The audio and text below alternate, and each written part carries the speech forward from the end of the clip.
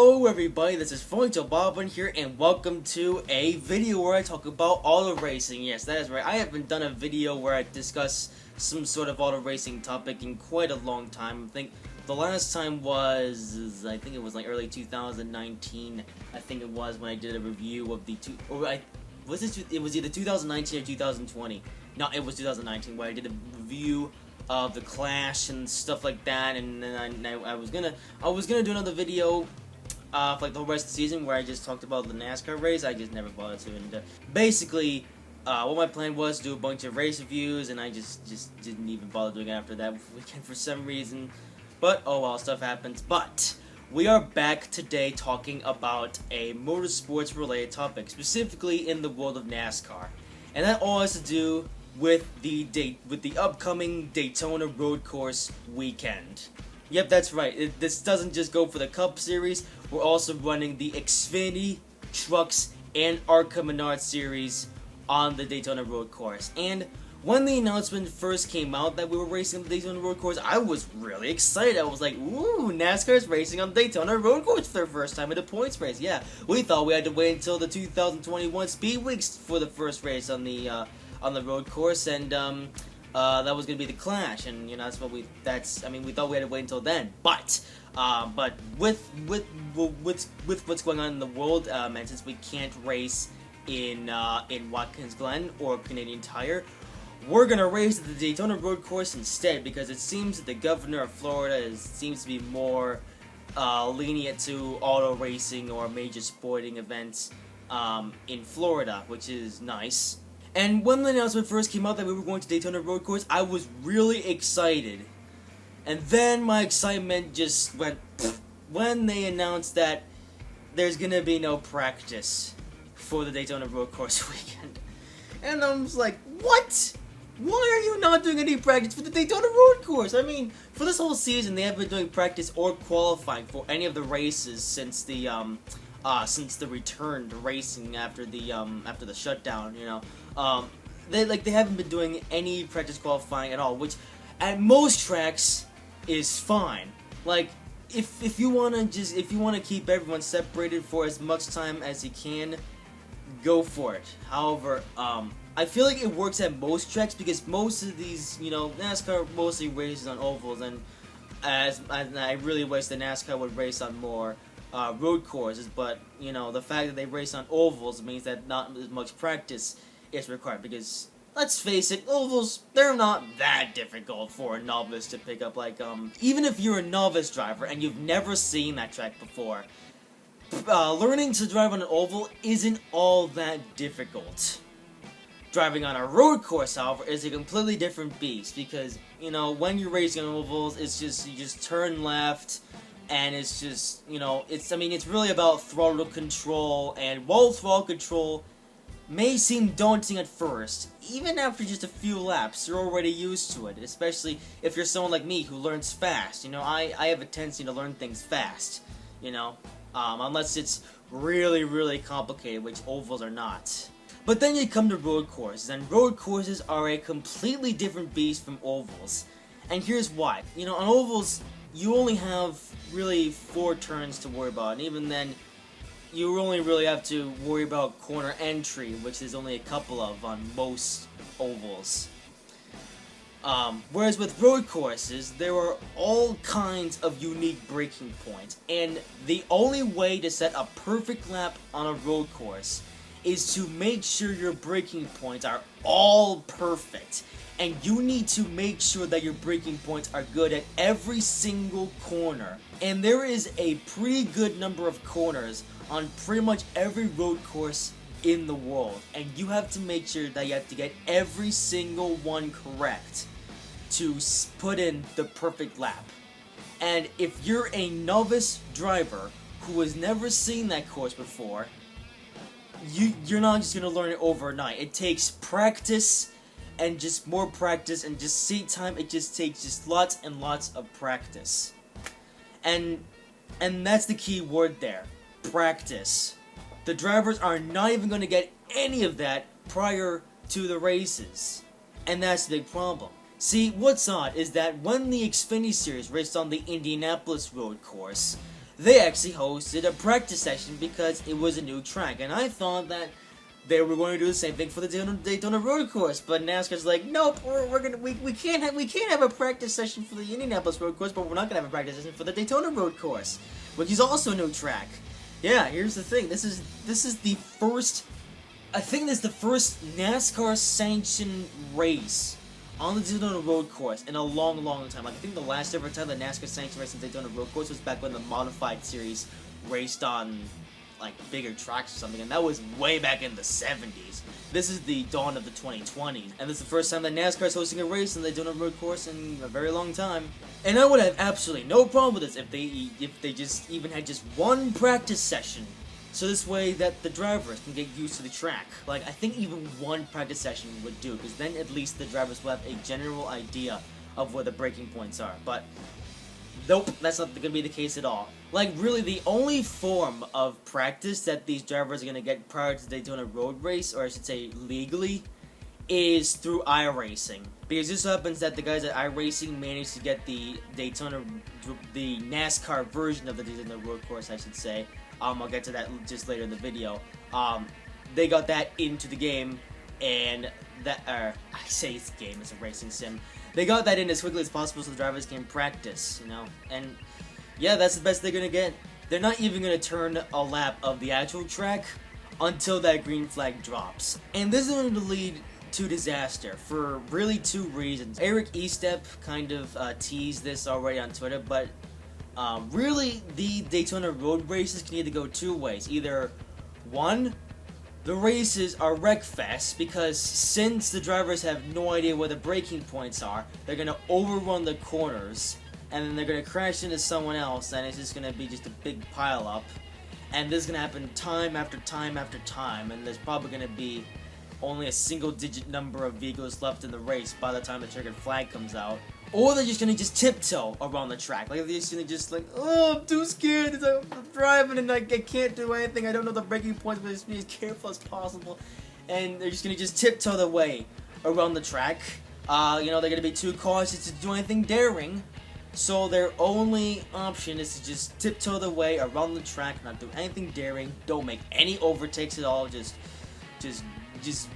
give a rough estimate of where the braking point is, and just brake just right about there. And I mean, you'll be safe and sound, except it's gonna be a boring race for the audience. You know, I mean, seriously, who wants to just sit there and just watch a 2 to 3 hour long race where they're literally just crawling their way around the track, trying not to wreck the car? It's just gonna be a mess.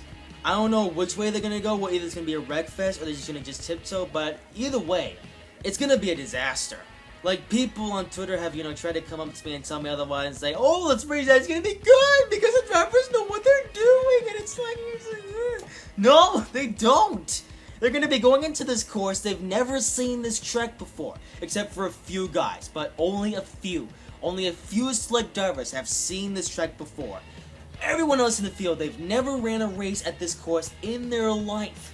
At least not in real life anyway. I don't know what's their sim racing, you know, career up to this point on this track is, but in real life, they've never ran any races on this track, and that's why it's going to be a disaster.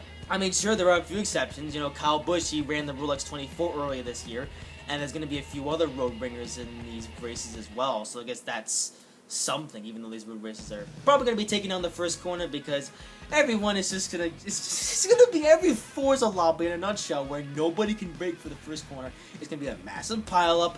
There's going to be bent sheet metal, absolutely everywhere. It's going to be lucky if no one even gets injured, you know? I mean, I don't want anyone to get injured, but it's kind of what NASCAR is asking for. So yeah, I kind of teased this earlier in the video, but NASCAR already has a recipe for disaster with no practice at all. Like, you don't even need to have qualifying. Just have, I think, even just a 1.5 hour practice session would do just fine. But then it gets worse. So not only are we going to the Daytona Road Course, and at first we all thought that was going to be the same road course that was used for the 24 Hours of Daytona, or the Rolex 24. And I was fine with it, because the Daytona Road Course that's used for the Rolex 24 is I'd say one of the best road ovals ever. Like I've driven a number of laps at the Daytona Road Course in various racing games, and it's one of my favorite tracks that there is because it really has a nice combination of everything. You have nice long straights, you have corners that are not too offensive, and overall it's just a great track. So let me just demonstrate that. So here we have the best example that I have here, courtesy of RacingCircus.info. You have the start-finish straight where you have a heavy braking zone into the first corner, which takes you onto the entrance of the road course section, going into number 1. Nothing too bad about that. Then you have just a switchback combo here. I'm not sure what that is actually, but it's a turn thingamajiggy here for turn number 2, which is nothing bad about that. And then you have this corner here, which is just pretty much a 90-degree turn. I mean, not like a 90-degree turn. It's just it's a 180. I mean, not a 90-degree turn. It's a 180-degree corner, which nothing offensive about that. It's just fine. And they have a nice sweeper for turn number 4, and then you have turn number 5. It's just turn number 3 again. But nothing bad about that. And then you have a nice little short straightaway, and then you have turn number 6, which is a hard turn here, which brings you back onto the oval section. Turn 7 is a little bit of a tricky corner to get right, but just drive over that a few times and you'll be just fine. And they have a nice, long, fast straightaway. You have the banking, and then you have a straightaway, just full throttle all the way to the bus stop, which is heavy braking, and into the bus stop, which there's nothing bad about. And then there's another full throttle log run through 12 to 13, all the way to the front stretch, and you'll begin your lap again. So overall, I really don't have any problems with this course at all, and if NASCAR would have just left it alone, I would have been fine with it, and this course would have been even better if they had practice. But NASCAR even went as far as to change the course just a little bit. So if we go back to RacingCircus.info and we click 2022 date, yeah, there's a little bit of change here, but the main focus here is this. And then we should flip to the NASCAR Road Course. Oh yes. We have an extra chicane. So let me just explain why the chicane here is so bad. First of all, it's completely unnecessary. There is no reason for the chicane to be here. The chicane isn't here for the Rolex 24. It's not here on basically the standard Daytona Road Course. Like the Daytona Road Course as it is doesn't have this chicane.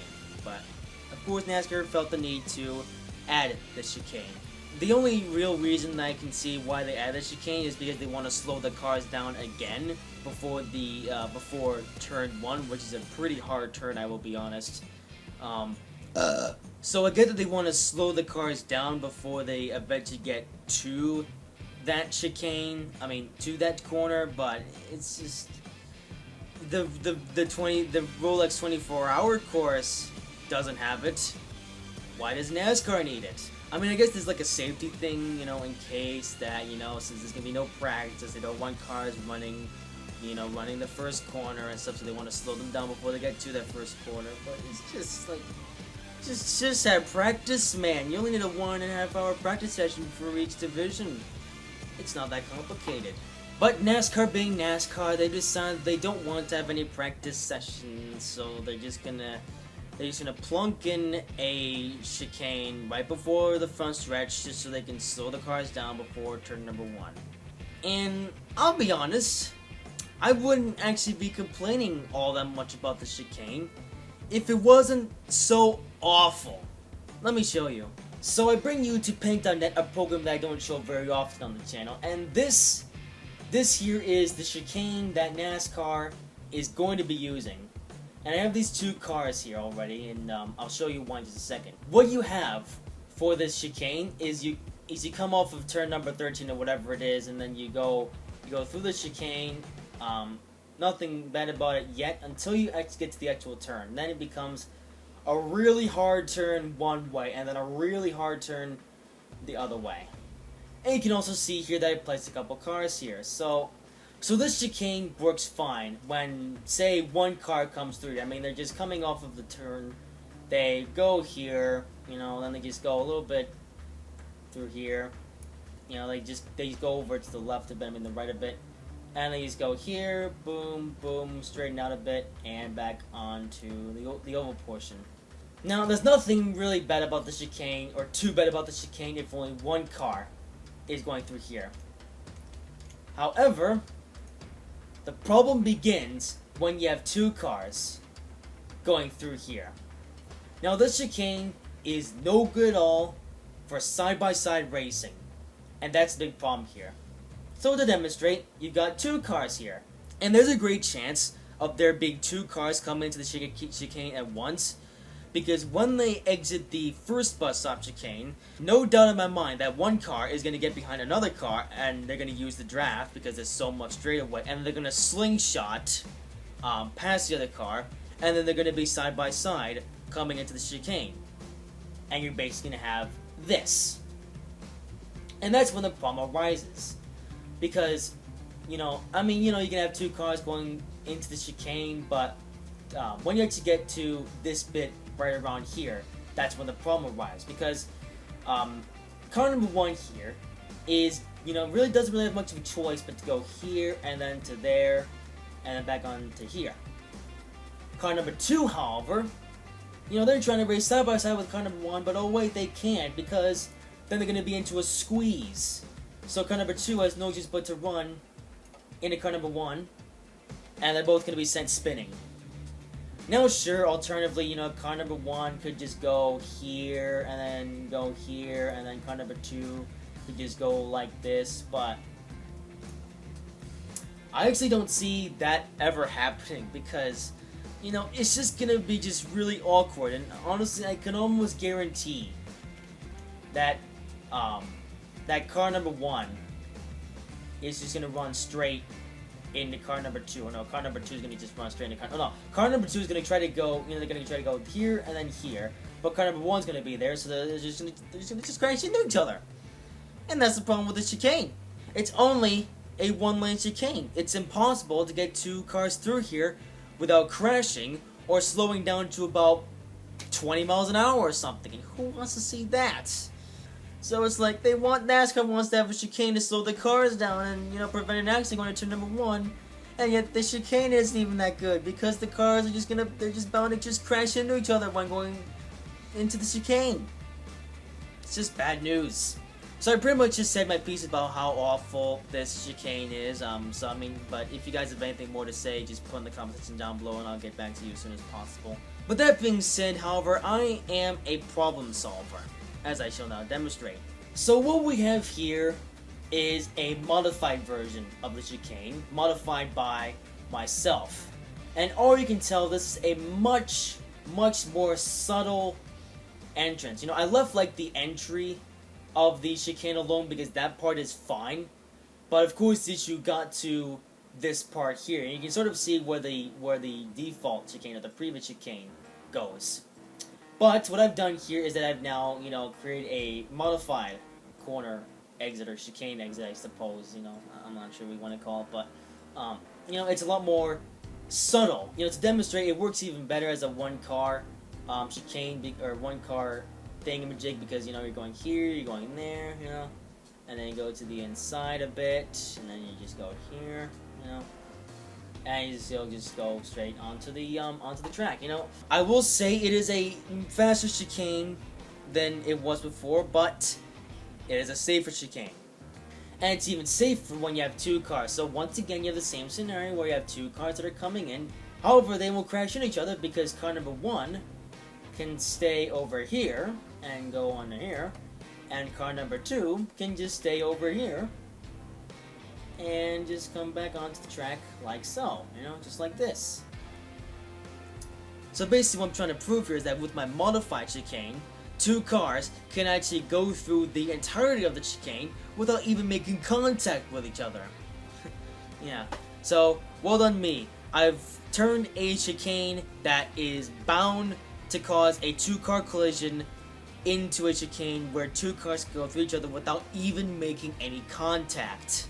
Now, I will say, my modified chicane still isn't perfect. It would be better if there was just no chicane at all and they had a practice session. But I will at least say that my chicane is better than what NASCAR is doing. But of course, you know, my chicane would only be used in alternate reality. And in the reality that we live in, NASCAR is going to go with the chicane that I first showed you in this video. And yeah, and that, plus no practice at all, is why I think the Daytona Road Course weekend will be a complete disaster. I've offered ways of how to fix it, but NASCAR being NASCAR, it's too late, and I can't really do much, you know. I would have made this video sooner, but I already knew that, you know, NASCAR wasn't really going to do anything about it, so... plus I wanted to make this, plus I wanted to upload this video in the week that, you know, that the NASCAR Daytona Road Course weekend is going to be happening, so, yeah. I guess one more thing that's worth saying is that, is that I will still be watching the Daytona Road Course weekend because I don't really have that much else to do that weekend. And I am at least curious to see what goes on. So that's all I have to say. If you guys have any more questions, comments, or concern, the comment section is down below as always. Otherwise, make sure to comment and... comment. I just told you to comment. Make sure to like and subscribe if you haven't already, and I will see you in whatever I make next.